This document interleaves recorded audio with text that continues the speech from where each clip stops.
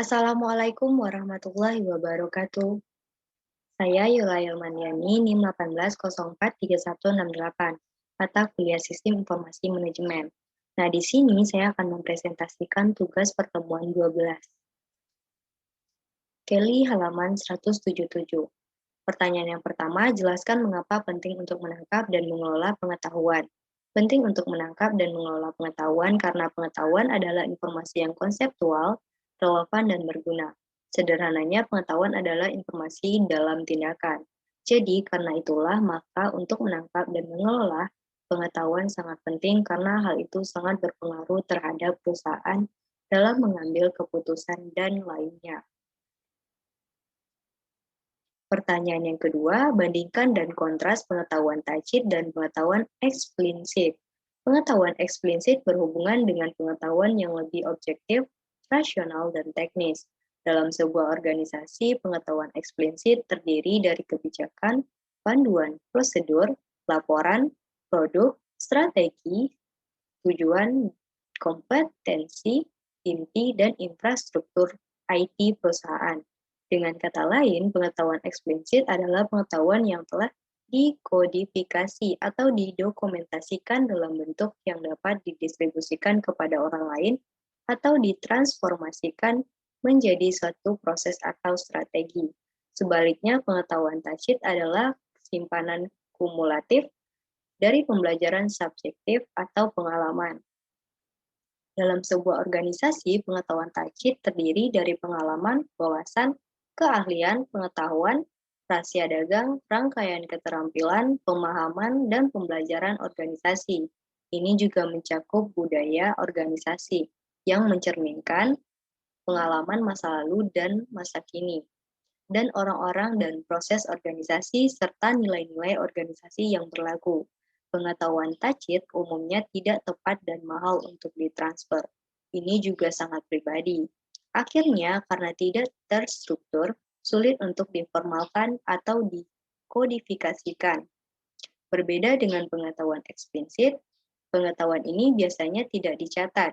Nyatanya mungkin sulit bagi penjual untuk menulis meskipun dia bersedia untuk membagikannya. Pertanyaan yang ketiga, menjelaskan bagaimana infrastruktur, manajemen pengetahuan, dan mekanisme manajemen pengetahuan menjadi kebutuhan mendasar untuk membuat sistem manajemen pengetahuan berjalan dengan baik. Baik, menurut saya, infrastruktur manajemen pengetahuan dan mekanisme manajemen pengetahuan menjadi kebutuhan mendasar untuk membuat sistem manajemen pengetahuan berjalan dengan baik, yaitu sistem manajemen pengetahuan yang efektif memerlukan modal organisasional dan manajemen untuk meningkatkan budaya dan program pengetahuan untuk manajemen pengetahuan, termasuk dilantiknya seorang direktur pengetahuan. Ada 3 jenis utama sistem manajemen pengetahuan, yaitu sistem manajemen pengetahuan keseluruhan perusahaan, sistem pengetahuan kerja, dan teknik cerdas. Pertanyaan selanjutnya, jelaskan contoh perusahaan di Indonesia yang telah menerapkan knowledge management system tersebut. Paparkan perubahan yang terjadi sebelum dan pasca penerapan knowledge management system tersebut. Contoh di Indonesia yang telah menerapkan knowledge management system adalah PT Unilever Indonesia Tbk. Perubahan yang terjadi sebelum penerapan dan pasca penerapan knowledge management system tersebut yaitu sebelum PT Unilever Indonesia Tbk menerapkan knowledge management system, perusahaan tersebut mengalami kesulitan dalam menjalankan perusahaannya. Tetapi setelah PT Unilever Indonesia Tbk menerapkan knowledge management system sangat membantu sebuah perusahaan dan maupun organisasi karena semakin terstruktur suatu organisasi tersebut, maka semakin dapat menghemat waktu serta biaya yang dikeluarkan oleh perusahaan maupun organisasi tersebut. Peningkatan produktivitas juga dapat ditingkatkan seiring berkembangnya knowledge management di dalam sebuah perusahaan atau organisasi, karena telah terjadi pertukaran informasi maupun pengetahuan yang ada antar karyawan. Selanjutnya, kasus Sargent dan Landy Learn to Manage Employee Knowledge. Laudon halaman 475. Pertanyaan yang pertama, bagaimana manajemen pengetahuan terkait dengan model bisnis Sargent dan Landy? Manajemen pengetahuan terkait dengan model bisnis Sargent dan Landy karena mereka menyediakan layanan teknik, manajemen proyek, dan konsultasi yang komprehensif untuk proyek pembangkit listrik dan transmisi daya kompleks yang membutuhkan keahlian mendalam.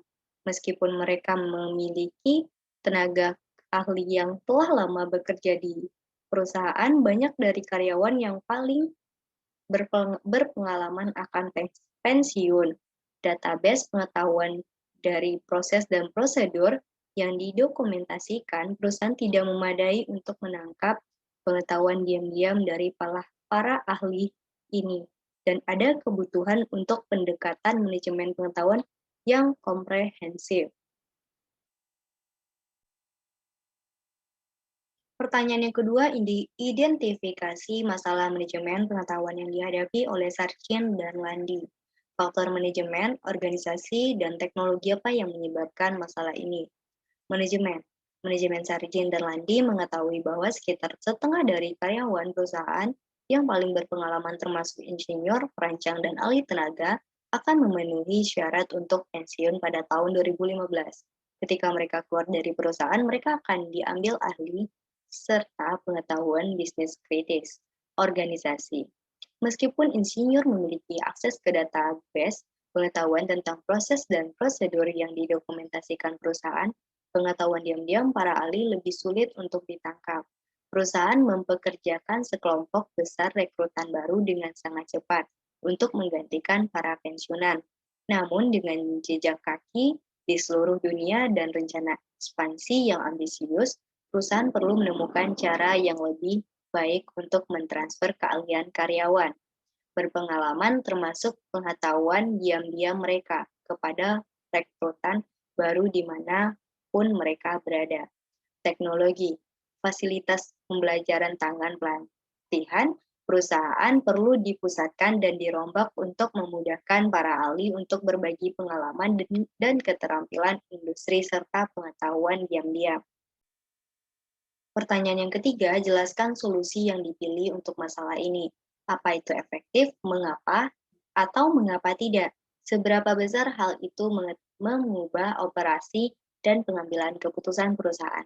Solusi yang dipilih untuk masalah tersebut yaitu perusahaan memutuskan untuk mengubah model pembelajarannya dan menerapkan platform manajemen talenta baru berdasarkan SAP Success Factor.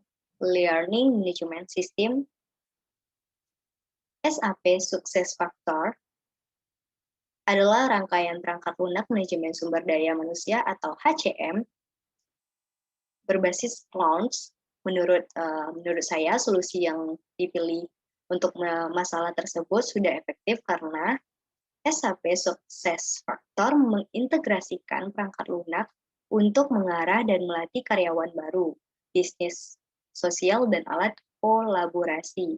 Sistem manajemen pembelajaran atau LMS, manajemen kinerja, perangkat lunak perekrutan, perangkat lunak pelacakan pelamar, perencanaan suksesi, manajemen bakat, dan analitik SDM untuk memungkinkan perusahaan mengelola karyawannya secara lebih strategis dan memaksimalkan kinerja mereka. SAP Success Factor menyediakan kapabilitas terperinci untuk melaporkan dan melacak pengembangan individu karyawan. Menurut saya, sangat besar dalam mengubah operasi dan pengambil keputusan perusahaan karena SAP Success Factor dapat digunakan karyawan di semua tingkat untuk mendiskusikan topik yang diminati, menemukan jawaban atas pertanyaan, dan memeriksa fakta. Selain meningkatkan pembelajaran karyawan, alat tersebut telah meningkatkan keterlibatan karyawan. Percakapan di SAP Success Factor telah mengidentifikasi area untuk perbaikan proses dan masalah yang membutuhkan perhatian staf teknis segera. Pertanyaan keempat, masalah manajemen, organisasi, dan teknologi apa yang harus ditangani dalam memilih dan menerapkan solusi? Manajemen, mengetahui bahwa sekitar